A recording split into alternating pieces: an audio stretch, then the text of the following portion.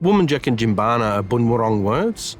Wominjeka translates as welcome, but it's not just welcome, it's welcome with a purpose, welcome with obligation. Djeembana is a word, another Bunwurrung word, which translates as a place to come learn and exchange and share ideas, barter, swap cultural materials. And the purpose of Wominjeka Djeembana is really about synergising Indigenous ways of knowing with practice-led research. There's an interesting tension there, and what Indigenous ways of knowing does is it can reconfigure how research operates. So it's community-led, it's impactful, and there's no separation to the real world. I'm really interested in truth-telling and, the ideas that country is everywhere. Like, country is not something that's kind of out. People think about country as being, they think they need to go out bush or, into the outback to be on country. But country is everywhere, it's all around us.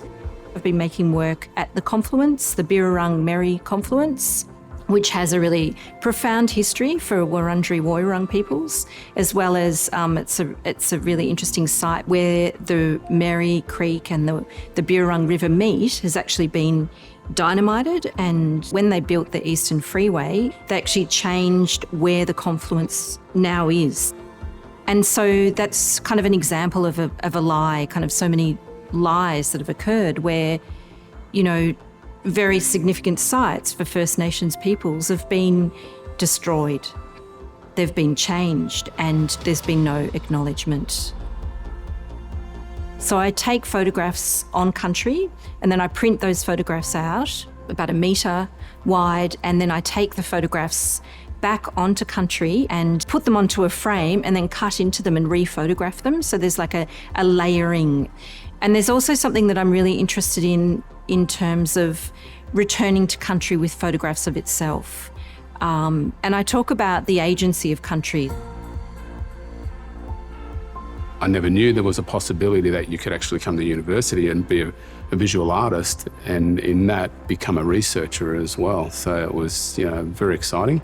I specifically in my research have looked at key things that have actually had a major impact on Aboriginal people and culture.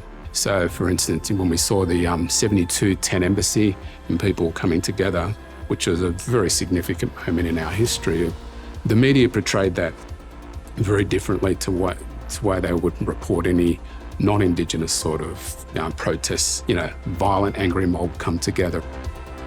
That really bothered me because at the time I was a young child growing up, so I didn't really understand the context of it, but as I've grown up and become more politically aware and socially aware as well, then you can see how the media was creating a division, like politics and legislation created a division between us, but then the media also reinforced that. We've seen a lot of shifts and changes, obviously, in representation today. I mean, we have Aboriginal faces in media, we have Aboriginal people in film and that kind of thing. We don't have enough of that. So I'm working between both painting and digital imaging. Sometimes I might come up with a painting and I'm painting through it, specifically one particular work that I've just created. I'm not satisfied with it as a painting in itself, so then I'll come into that with different types of layering through digital imaging.